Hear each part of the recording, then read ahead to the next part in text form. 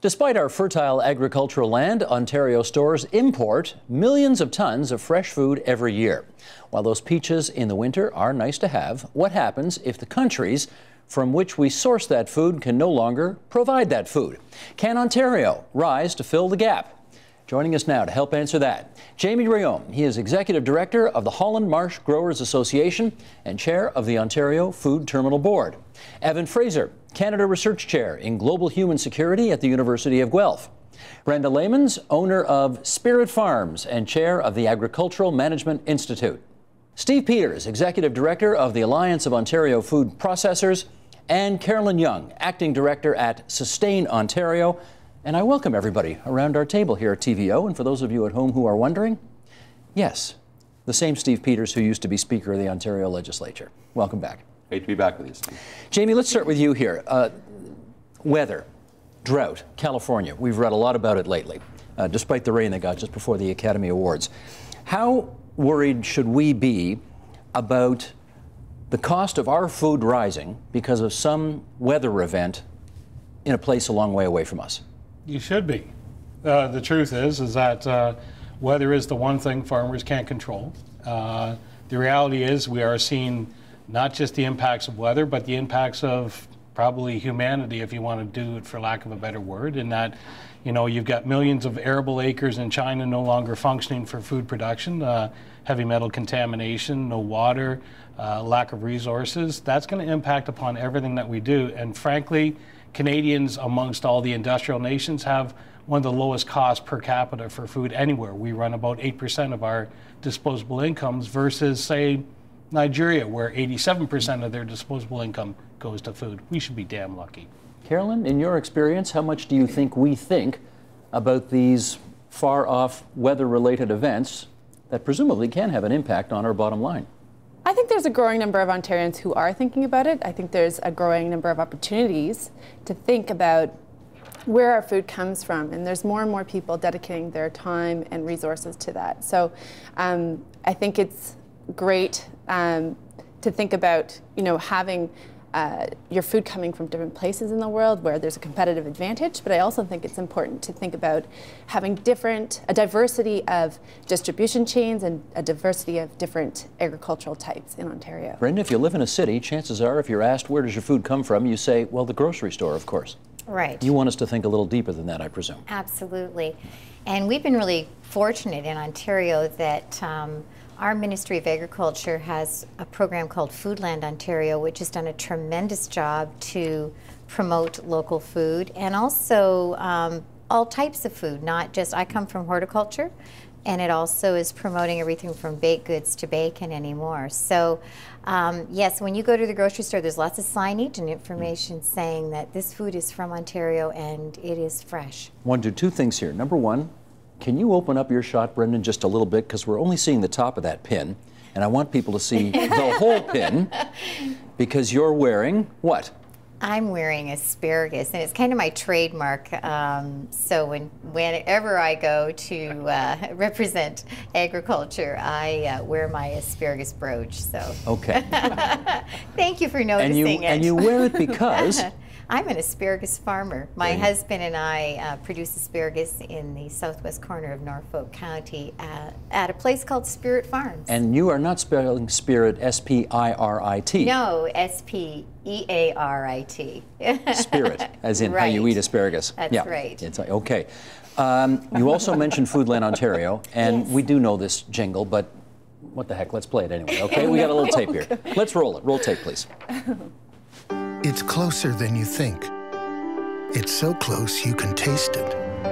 It's fresh, it's local, and it's made for you.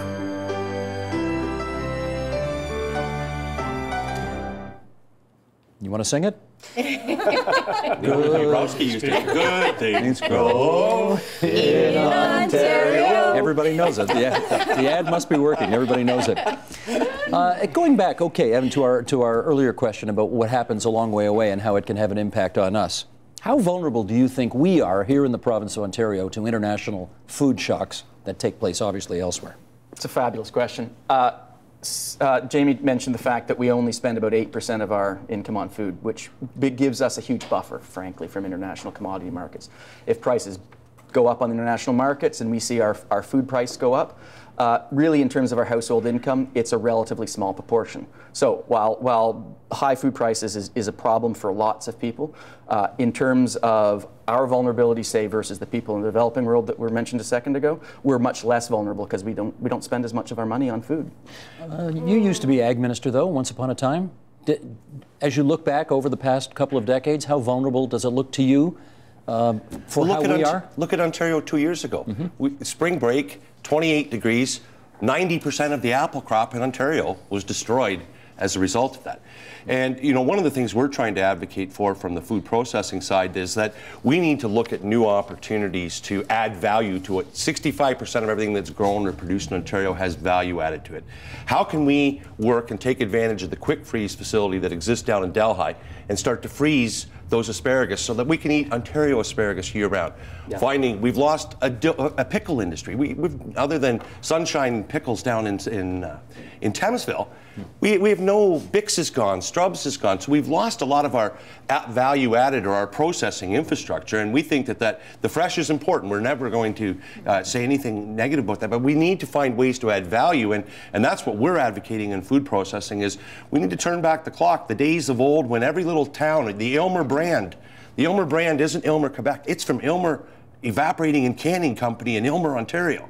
And every little town had a canning company. We've lost this whole infrastructure. So we see some potential to help create jobs in rural Ontario and bring back some really good factories that added value to what we grow. Steve, the majority of all the processors did leave over the last 20 years, economics or otherwise. You can't find a processor basically east of the Colorados, of the Rockies. They've all gone overseas. So the pickles that you speak of so fondly are now done in India. Well, come see Frost Farms in Elgin County, and they have 40 growers that grow the most amazing cucumbers right here in Ontario, and those cucumbers all get shipped to the States to have value added to. But I think you're both absolutely right. Over the last 25 years, there has been a hemorrhaging of North America's or Ontario's food processing industry.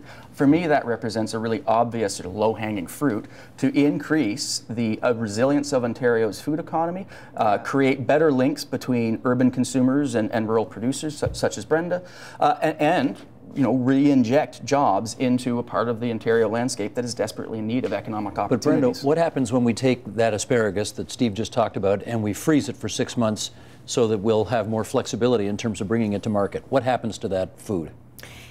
Actually, the individual quick freeze, which is called IQF, is probably a better representation of the crop 6 months later because it's frozen at peak of freshness. It captures that freshness, and so we don't lose anything by waiting the 6 months? No.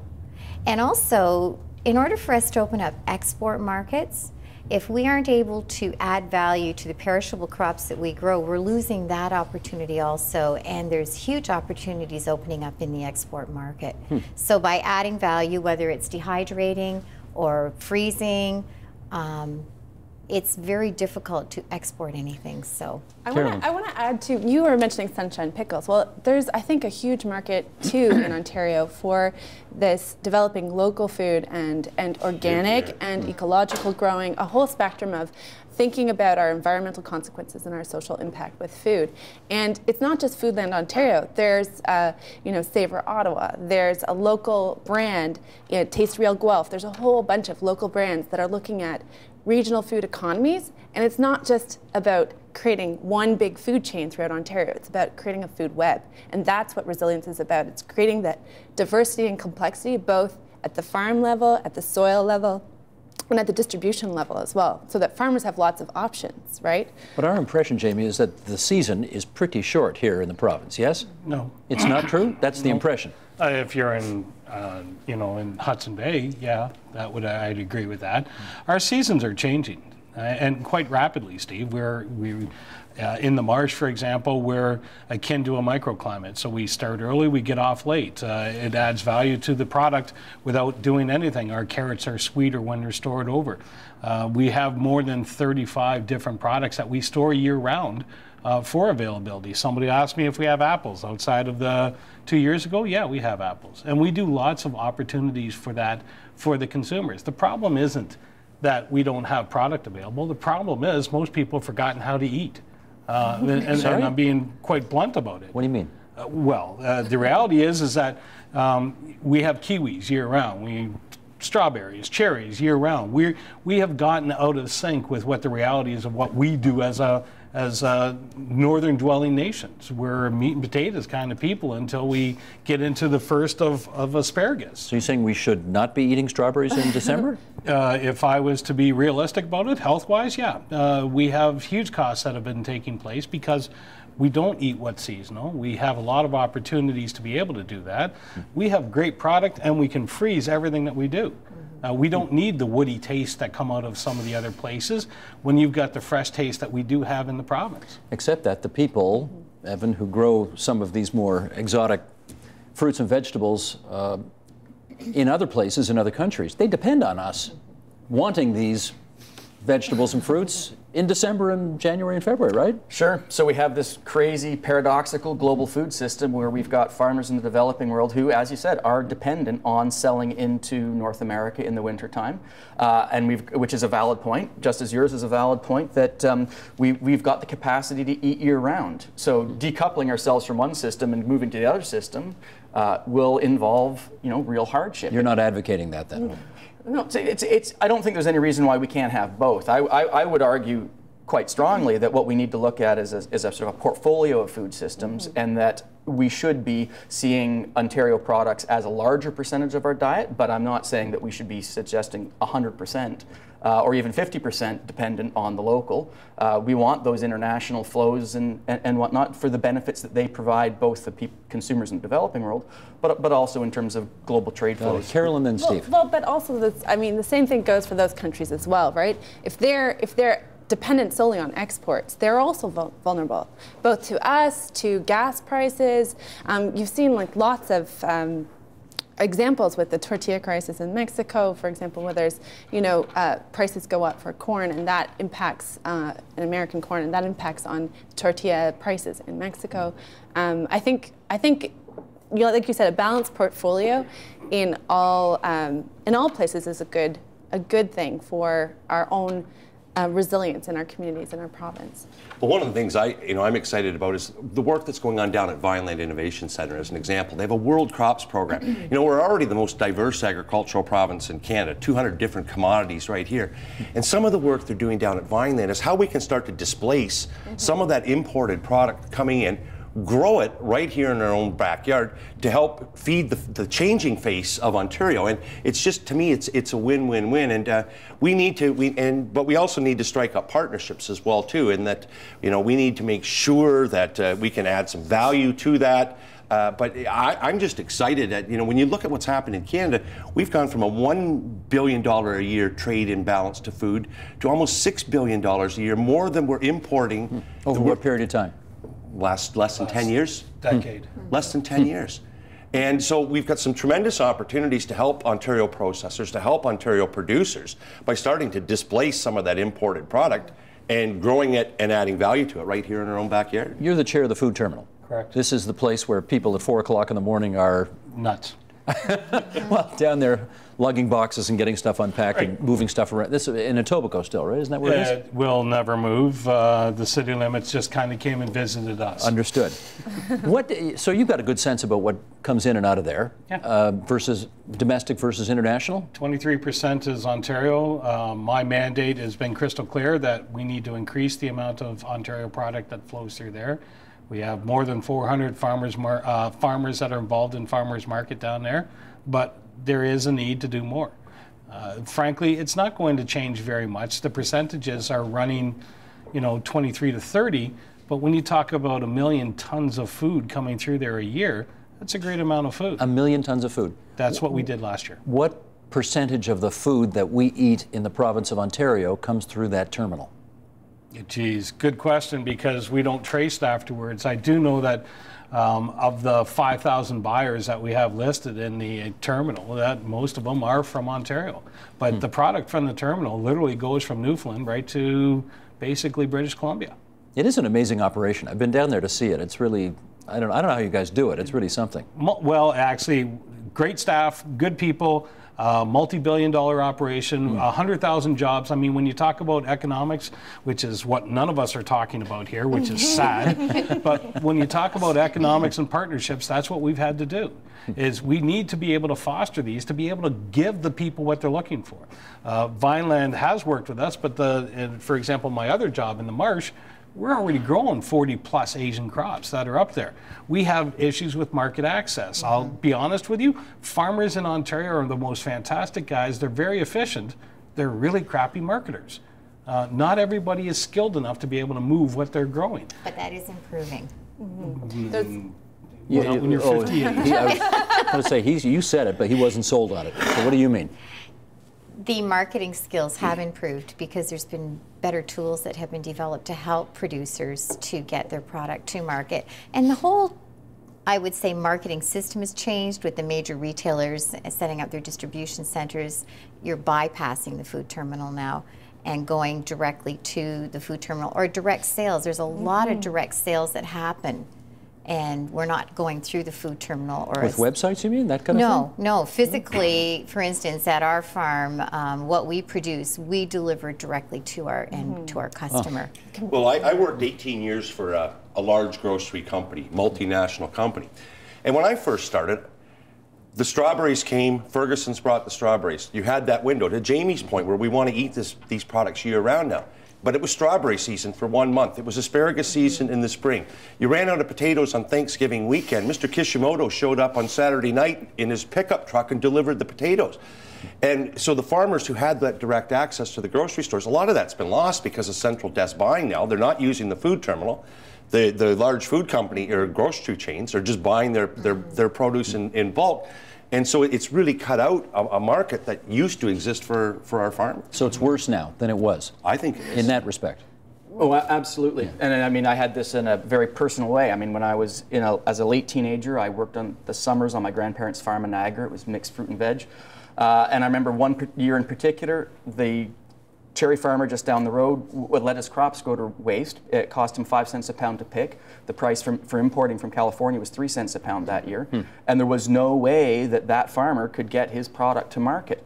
So when my grandparents turned around and offered me the farm when I was about 25 or 26 years old, I figured it was easier to talk about the stuff than actually do it. And I went to grad school. And now you're a Canada Research Chair. So it's worked out for me. It has worked out. Yes, indeed. Yes, indeed. Evan raises the one point that we don't talk about. Again, back to economics. My guys get the same price they got in the 1970s per bushel for what they do. In that time, we've seen astronomical growth in everything else. I don't care if it's an apple share or anything else. But when you're getting the same price in the 1970s that you're getting in 2014, we've done something wrong.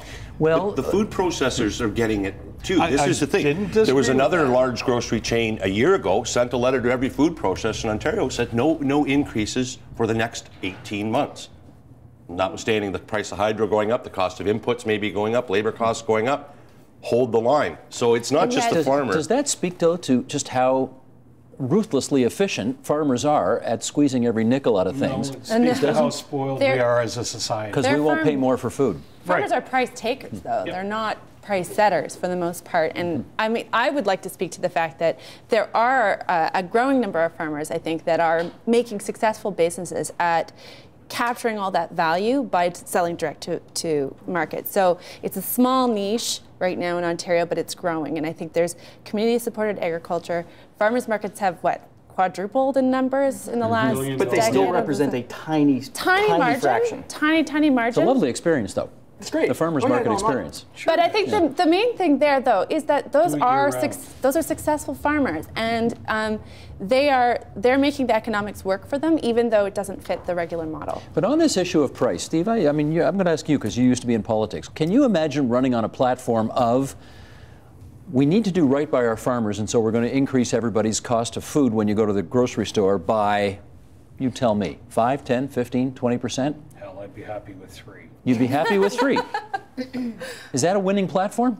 Not for any political party. Right. No. It's so what not. do you do about that? Well, but that's where I think you need to, you need to have things like the Local Food Act and Foodland Ontario that help promote Ontario, help promote our product. But then we need to see government, people think the economy of this province drives on 4 wheels. Well, you know what? There's a huge engine that fuels this economy, and it's called the food and beverage sector. Collectively, there's 700,000 people that work in this. And government doesn't think twice, blink of cutting a check for the auto industry. Well, I'll tell you, a $150 million check put into food processing and the food processing infrastructure that we could add to this province, to me, that is a win-win. Those are, in my mind, would be wise investments from government, but standing up and saying that you're all going to pay more is going to be a tough sell. You sound a bit, though, like the folks in Northern Ontario we talked to when, for example, we went to Timmins, and the people up there were telling us, yeah, they're happy to sign a check for $800 million to buy a couple of car companies and keep them alive and save those jobs, but you won't help buy a smelter or keep the smelter open or subsidize adequately, in their view, the cost of electricity in order to make their industries more competitive. That's a refrain we hear all the time. Wow. What do you want to do about it? Well, I know what I want to do. In the hat that I wear, representing 650 of 3,000 food and beverage manufacturers in this province, is find ways that we can displace imports, help feed that changing face of Ontario, and create a much better relationship in the value chain between processor and producer. And so we can go beyond saying 65% of everything that's grown or produced has value added to it in Ontario. Let's get it to 75, 80%. Evan, if we had done what Steve Peters just suggested, would you be farming your grandparents' farm right now? Yeah, it's entirely possible. I mean, for me and for my grandfather and my experience with farming in Ontario, it's been a loss of access to different kinds of markets, to the point where farmers are either going into commodities, essentially producing livestock feed, which is very, very high priced right now, so there's a good strategy there, or having to go to the very small end where you're direct marketing. And that represents a tiny proportion of the overall food basket that the average consumer consumes. So if there had been a viable business model 15 or 20 years ago for me on a 100-acre farm in Niagara, then I probably would have said yes, because that was a hard decision. It was a very hard decision. But I think that the point that's being raised here about processing is absolutely critical. If we don't have a local processing industry, that mid-sized infrastructure that essentially has been hollowed out of Ontario, then the mid-sized farmer, for which they're doing a large number of crops, they're using perhaps integrated pest management, which means they've got a sort of a savvy way of dealing with pests on their farms and whatnot. If we don't have that mid-sized processing industry, we lose the mid-sized farmer, and we lose then the connections to the city. We lose the benefits of a well-managed environment to a large extent, and the sort of the infrastructure starts declining significantly, and that's a problem. We're already seeing the provisionals of this. We're the oldest sector out there at 58. Going on 59. We really are. Yeah. That's the average age of a farmer. Go tell a farmer at 58 that you want them to change everything. So I defy you on that one. We need the younger guys coming in. We're losing land hand over fist to a wide range of things, including, I might add, government regulatory issues, where you're seeing natural resources and environments being shifted back in. These are realities of what we deal with, classes 1 to 3, whether they're covered in solars. Despite all the stuff that goes on, we're still taking them out of production. The one thing that I think we should be looking at is what other countries are doing, i.e., in this case, the U.S., which is looking at what they call climate and distribution hubs. They're looking at being able to feed their population. Because we look at things in electoral cycles. That is as dumb as you can possibly get. Because if we're not looking 20 years down the road, it's not my 80% that's going in through the terminal that's from Ontario or into the processors.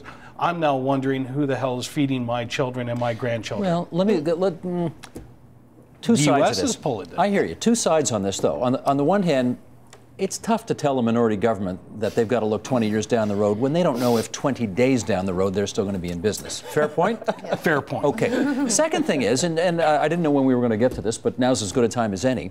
You have, for the first time in 65 years in the province of Ontario, the Premier as the Agriculture Minister. And I wonder, all right, you're in this, you're on the front lines. Does that make any difference at all to your doing your thing? I have to be very careful how I answer No, that. you don't. We want to just give us the unvarnished goods on that.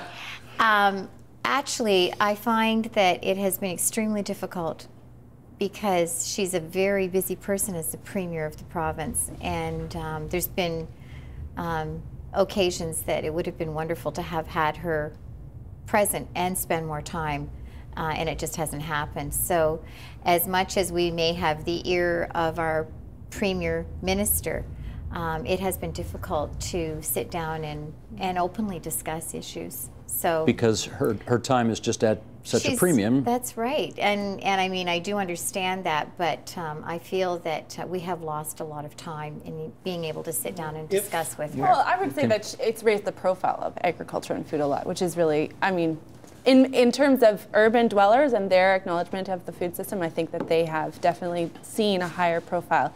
However, able to move on things, able to make decisions that might be a little bit more provocative, I think it's tricky as a premier to do that sort of thing. Let me ask the guy, can I ask the guy who's actually had the job? Okay, can you be an effective premier and agriculture minister at the same time, given the realities of politics today? Well, the stakeholder management is a huge issue because there's more stakeholders in the agri-food sector than any other sector out there, and that I think speaks to Brenda's point.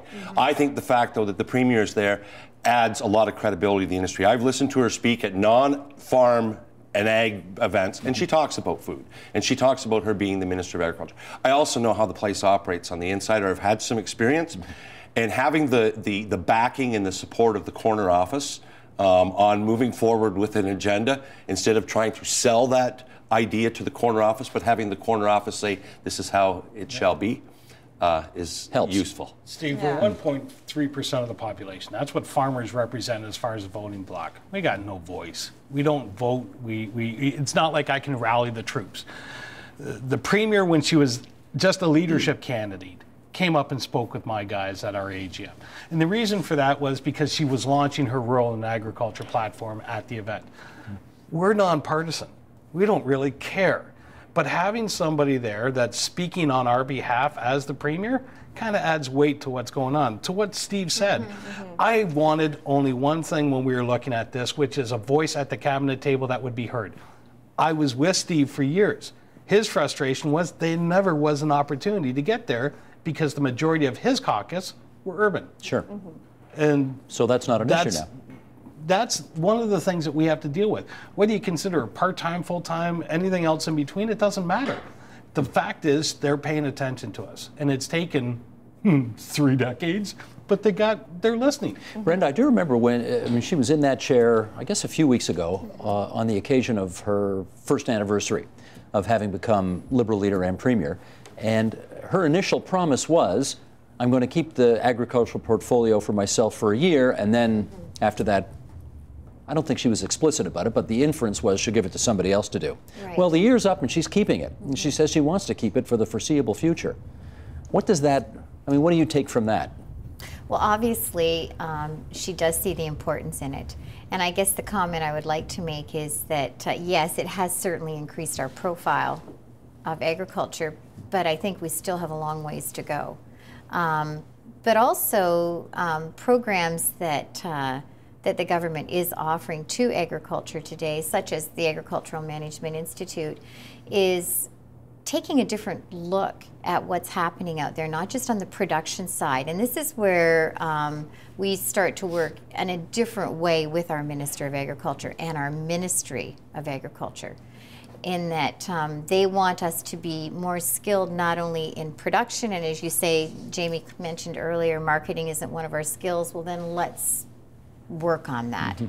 And I see that a lot of organizations are taking advantage of these programs because they're trying to build the best toolbox for their producers to help them move ahead, whether it be working into processing, adding value, and projects.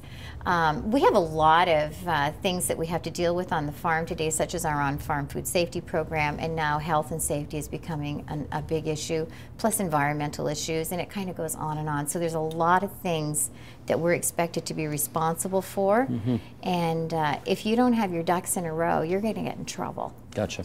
Wow, was that ever politically correct. Oh boy, you're a rough room today, aren't you? You're tough. He's just jealous. Okay. What's Food Freedom Day? Food Freedom Day was done by the national organization, Canadian Federation of Agriculture, to let people know when they had spent enough money for the entire year to eat for the year. Right. So our Tax Freedom Day is in July. Oh, right. So the fact that Food Freedom Day, meaning the amount of money we've spent to cover food for the year, happens a week earlier, which is in February, which is a better deal for the consumer. Right. Canadians don't understand inherently what they're benefiting from. This is all built on the backs of farmers. We may be price takers, but no offense, Steve and I deal with this all the time. The list of rules and regulations and everything else that continue to be built onto the farmer, and we're the ones that absorb the cost. Brenda's costs for her farm have gone up by 20,000. Steve's have gone up by almost 100,000. But some of those costs, though, are a cost of doing business. And I think one of the things that, to Jamie's point, we pay the lowest amount for food in the world, or one of the lowest amounts. But at the same time, some of those rules and regulations are what I think are going to give us a tremendous opportunity down the road. Because of our health and safety laws, because of our food safety laws, because of the environmental protections that farmers are conscious of, that the industry is conscious of, and dealing with sustainability issues.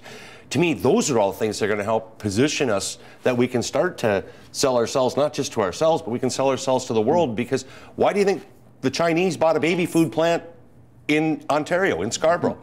Because they don't trust their food safety laws. We've got a good reputation, a good brand around the world, and I think we've got to find a way to better work together. And environmental regulations, yeah. When the Leamington news happened a few weeks back, that sent a shudder through the industry, particularly in southwestern Ontario, with all of those jobs lost. And yes, we did see over the past week, Evan, I guess, what was it, 100 and a quarter, something like that, jobs that they thought the new owner could save, something like that. Something like that, yeah. Is that a sign of the times, Leamingtons? We're going to be seeing more of this kind of thing happening in the future? Well, I think that the moment where we have to see things as changing in the processing industry is the free trade agreement and NAFTA. And it was that point where the farmers didn't leave, they're locked on their land, but the processing industry did a massive reorganization, two parts of the world where the volume was larger and the supply was more regular across the entire year. So you see potato chip factories moving to the States and whatnot. And for me, that's the point where we should have this conversation starts. And the Leamington chapter is just the latest chapter in that 30-year story.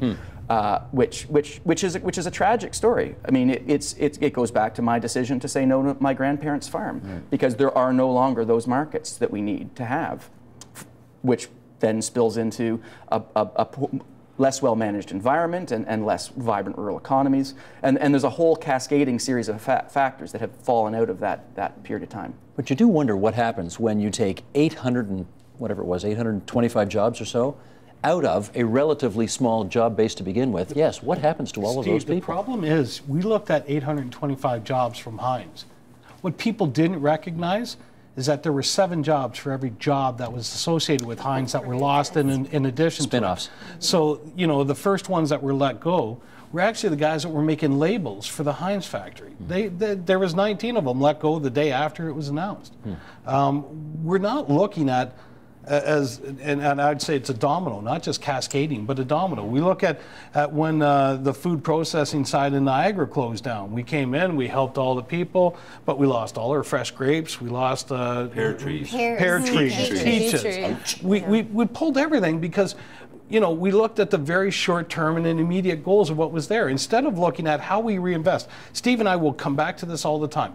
We have infrastructure requirements that are there to do one thing, which is feed a population, not just outside of ourselves, but ourselves are right here. And that infrastructure is beyond water. We're going to see that as an issue. Weather, beyond soil, we do great, but we don't have a lot of farmland in Canada. And beyond some of the environmental concerns, including air and all the other stuff we worry about. Infrastructure is one of those things that we should be focused on. A fund should be established, not unlike an auto fund that looks at directly how do we make a difference. How much would you need in the fund? I'm being put on the spot. I have no issue answering that. I believe that $150 to $250 million as a fund to be able to do this is an appropriate thing. I also believe that they need to start looking at the various ministries and streamlining the processes. But I will tell you right now, you'd already brought it up, minority governments are either very risky or risk adverse. This is the most risk adverse government I've ever seen. To that, we want people, diabetes is our #1 issue right now. And we know that we've got farmers in Ontario that can help solve that issue. And if we could how so? Well, healthy eating, and when the Ministry of Health, less than 1% of its budget goes into health promotion, we spend 85–90% of the budget trying to cure people when they've been sick. If we could get 2% of the Ministry of Health budget, or 5%, yeah. and start to expand the Northern Vegetable Program that the two of you I know have been involved in, and start working and getting that going around the province. Not only that, but I mean, there's so many, so you bring up health, there's public health units throughout the province that are starting to look at this because they realize that food is very much related to your economic situation, social indicators of health. And so they're starting to look beyond just what should you eat, but what does your food system look like? What is the food environment? So we have these food policy councils or groups of stakeholders in municipalities and regions throughout Ontario that are starting to really be connecting between health and farmers and other stakeholders, eaters, educators, for example. So I think that it's coming. I think that there's more and more, and especially when it's still a lot of silos. There's a lot to go, but I mean, the conversation has to happen, and it has to happen locally if we want. Seems like a no-brainer, though. It seems like a win-win-win-win. And I'm spelling it W-I-N, not W. Why isn't it happening if it's so abundantly clear that this is what has to happen? So often, everybody thinks they have to redevelop the program too, and that takes a lot of time and money. And programs are in place; they're already proving that they are successful. They're seeing results. Problem being, we don't have enough budget to expand those programs. But you'll hear about all these school nutrition programs, and we've been at this for probably, I would want to say, about 8 years now at the Ontario Fruit and Vegetable Growers, working with the Porcupine School District and the Ministry of Health, getting fresh fruits and vegetables from Ontario up there. And it is a lot of work. The association has a staff person that is overseeing it, and it's expanding. But we want to see this expanded across the whole province and hopefully nationally someday. But we need to all be working together and not everyone trying to do their own little program. But here's the thing. We are supposed to be an educated, well-thinking society, somebody that actually thinks ahead. We lack a food policy. We lack any kind of strategy. We lack any kind of foresight, being able to have anything right from start to finish. And I can say this, we have no school nutrition programs, a lot of the US does. We have nothing we've never looked at what would happen if scenarios. We need to start functioning on... For what it's worth, I think the government you were a part of had programs and ideas to get the crap out of the school cafeteria and put healthy foods in there? Students boycotted it. They did, didn't they? You know what? You got to cover your asparagus in chocolate, and then you'll sell tons. That seems to be the solution. But it's the small things, right? We don't have a food strategy in place. We have nothing. When all these farmers start to leave, all you're doing is getting larger farmers, large farm operations, because they have to do it, and you're missing out on an educational component that's not there. Just to bring up a quick point, though, because I think you're totally right. I think we need to be working together, and there's some really great strategies out there. But I think that some of the northern members of Sustain Ontario might disagree in the idea that all of the fruit and vegetables come from southern Ontario, because they're also looking at rebuilding their infrastructure from and Ontario, Carolyn. I don't think for we sure. said from southern. No, but what I guess I want to say is that I think that there's value in working together and collectively making a solution happen, but also recognizing that there are contextual solutions across Ontario, and that we should. Contextual solutions? What does that mean? So, well, in your community, that you have a specific, you have a specific geography, you have a specific population density, and all of that sort of thing. I think that's why communities are trying to work together with each other to look at the solutions. Let me ask, we're down to our last couple of minutes here. Now, Steve, let me ask you, in your neck of the province, southwestern Ontario, all those people who used to grow tobacco, which of course is now very politically incorrect, what are they growing now? Well, a lot of them are still growing tobacco. Yes. It's the one governments love to suck and blow on. It brought in, and it was, it's amazing. Well, that's a whole separate debate. Some of them are growing asparagus, like and ginseng. And ginseng. I think that there's a lot of field crops that we're looking at. But again, we've got to find balance. There was a situation a few years ago where somebody decided left tobacco went into pumpkins, then showed up at the food terminal and tried to undercut everybody at the food terminal because there was no planning done as to how many people should be looking at growing pumpkins. But they're looking at some nut trees right now. We've got the Ferrero Rocher plant down in Brantford.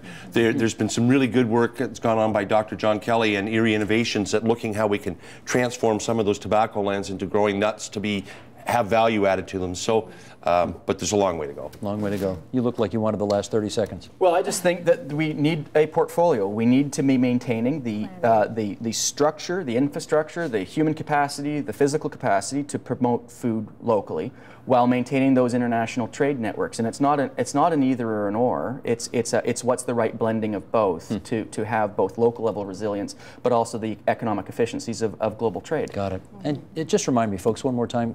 Where do good things grow? Ontario. Ontario. Okay. Thanks all of you for coming into our studio tonight and helping us out with this. Thanks so much. Thank you for giving us this opportunity. Yes. It's a pleasure.